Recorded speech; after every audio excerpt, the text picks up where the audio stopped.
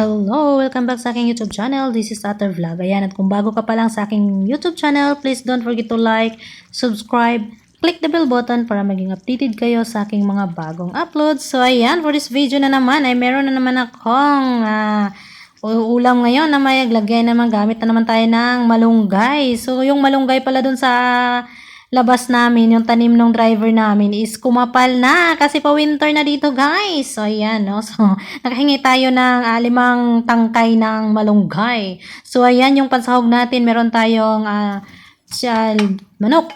Yung hinati ko lang siya ng 4 na piraso. Yung dalawa, hinati ko ng 4. So marami na. So abot na to ng na naman, 2 kainan na naman to. Ayan, no. So gumamit din tayo ng kalabasa. Nagdagdag din ako ng ang tawag nito, alugbati. Ayan. So yung pangsahog natin, nagisa na tayo ng sibuyas, kamatis, ating loy.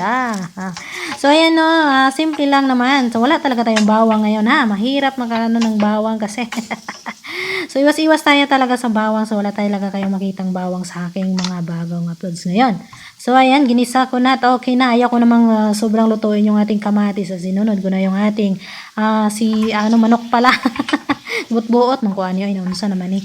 So ayan, igigisa lang natin siya. I-drop lang natin konti yung kanyang kulay. Parang patanggal-tanggalin lang natin konti yung kanyang dugo. No? Sige-sigisa lang natin. Saka tayo magdagdag ng tubig. Ayan. So plano ko nito is, curry sana yung plano ko. Kaso, naalala ko yung malunggay. Ang kapal na kasi ng malunggay nung lumabas kami. Ang kapal na kasi ng malunggay. Kaya naisipan kong, sige na nga, magsabaw na nga ako. At kasi sakto-sakto naman na galing naming grocery. Nakabili kami ng fresh na mga gulay. So, ang sinahog ko na lang is yung alugbati at nagdagdag na rin ako ng malunggay. So, pa-winter na kasi dito. Kaya, mataba-taba na yung malunggay nung tanim ng couple. Ayan. So, ayan o. Nagdagdag na pala ako ng asin, bitsin. Ayan. So, yan lang yung panimpla natin. Sa inyo pa rin, kayo pa rin ang masusunod sa panglasang gusto nyo. So, wala tayong tanglad kasi, hindi man uso tanglad dito. May tanglad pero ang mahal-mahal. Kaya hindi man tayo makabili ng tanglad. So, ayun. Kung gusto nating magsabaw, so wala tayong gamit na tanglad. So, lang tayo ng tanglad sa kabawang sa Pinas na. So, yan, dinagdag ko na yung kalabasa at ating pakuluan ito ng siguro mga 2 minutes or 3 minutes lang. So, ayan, nakaabang na yung ating alugbati at saka yung ating malunggay. So, ayan, mukhang ready naman na yung ating manok. So, idagdag na natin yung ating alugbati. So, ganito lang talaga, no? So, dito lang talaga ako nakaluto ng ganitong manok na may alugbati. Ay, sa Pinas, wala. Ganyan tawo, nangamong.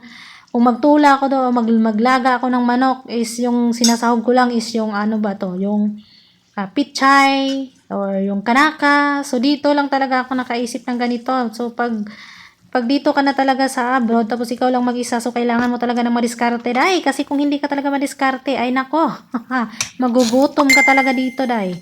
So ayan, no? So gisa-gisa, tsaka ganun lang talaga kasi kadalasan talaga na makaluto ka na talaga ng maparamihan, lalo na pag sa Pinas. Ay, pag ganitong sabaw-sabaw, hilig ng partner ko. So, ayan, dinagdag ko na yung ating malunggay. So, mabilis lang talaga, no? Siguro mga lang to. Pag normal na oras talaga, aabot to ng mga 30 minutes to 45 minutes. Kasi kailangan mo pa naman talaga lutuin ng manok. Pero dito kasi kailangan hindi mahaba yung ating pag-upload kasi lalo na yung signal mga day ay sobrang hina ng connection kaya mahirap mag-upload ng mga long video. Hindi na nga ako makapag-live dahil nga mahina yung ating connection. So ayan, ready na yung ating for all for today. Ayan, maraming salamat sa inyong panonood. Sana nagustuhan nyo ang video na to. Please don't forget to like, subscribe, click the bell button para mag-update kayo sa aking mga bagong uploads. Siyempre, huwag kalimutang mag-comment. Thank you, bye-bye.